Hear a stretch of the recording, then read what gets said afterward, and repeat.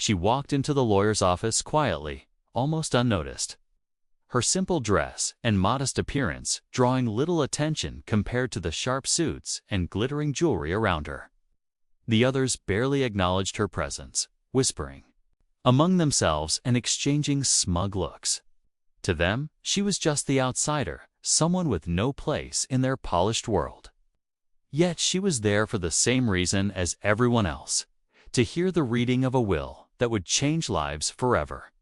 The air in the room was thick with anticipation and tension. Relatives sat forward in their seats, greedy eyes already imagining what they might receive. Some scoffed as she found her place in the back row. A few even chuckling under their breath as if her presence was nothing more than an inconvenience. The room echoed with false sympathy and hidden rivalry. Everyone waiting for their share of wealth and recognition, but beneath the surface, there was something they didn't know, something no one expected. She may have seemed ordinary, overlooked, and unimportant, but her connection to the deceased ran deeper than any of them realized. As the lawyer unfolded the crisp papers and began to speak, the tension grew sharper. Every name Reed brought. Sighs of relief or sparks of anger. But when her name finally appeared, the mood shifted. Murmurs spread across the room, eyes turned toward her, and laughter froze in disbelief. This woman, the one they had dismissed and humiliated, wasn't just a guest or a forgotten figure in the corner. She was at the center of the will. The inheritance. The legacy, the power everyone had been fighting for it, was hers. The silence that followed was louder than any word spoken. The kind of silence that carries shock, resentment, and fear. But why her? And what hidden truth made the deceased choose her above everyone else? That was the question that left every relative staring at her in stunned silence. As the lawyer's voice trailed off and the mystery began to unfold, all eyes were fixed on her, but she kept her head low, her hands folded tightly in her lap as if she could steady her racing heart. She wasn't used to attention, especially not this kind. To the others in the room, it felt like an insult.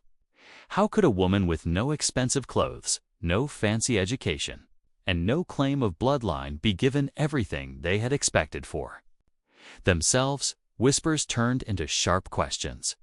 Some leaned forward, demanding answers, while others simply stared with disbelief painted across their faces.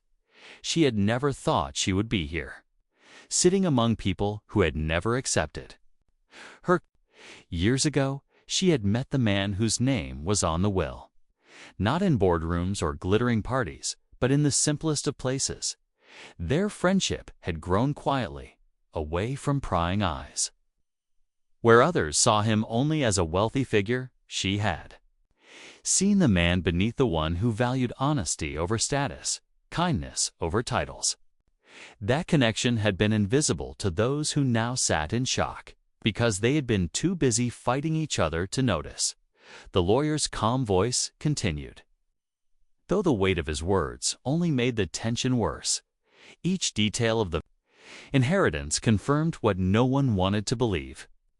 The estate, the accounts, the properties, everything was left to her.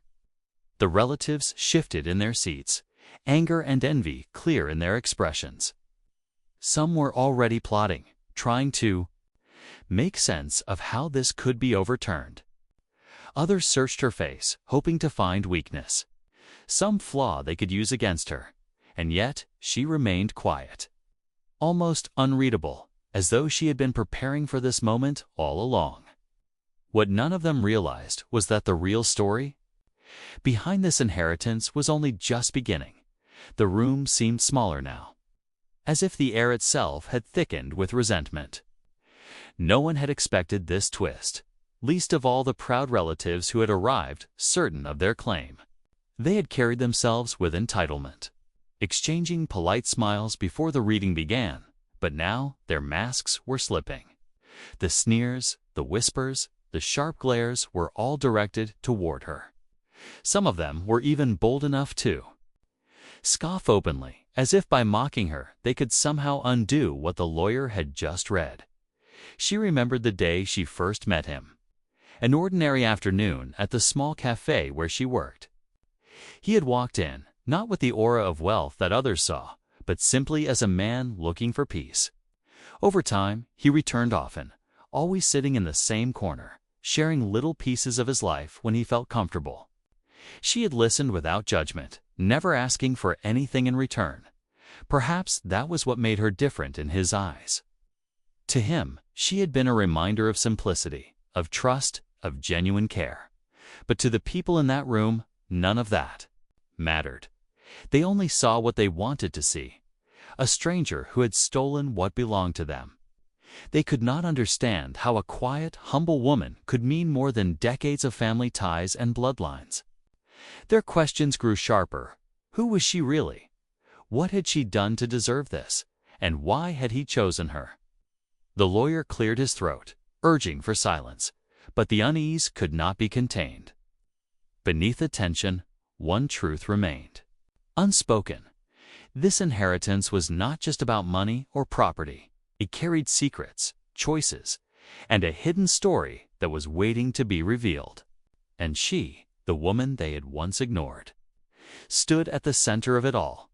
The tension in the room was unbearable now, like a storm waiting to break. The lawyer's voice carried on, steady but heavy, every sentence adding fuel to the fire.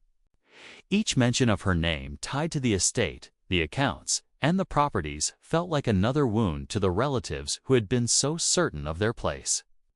They shifted restlessly in their seats, their anger no longer hidden.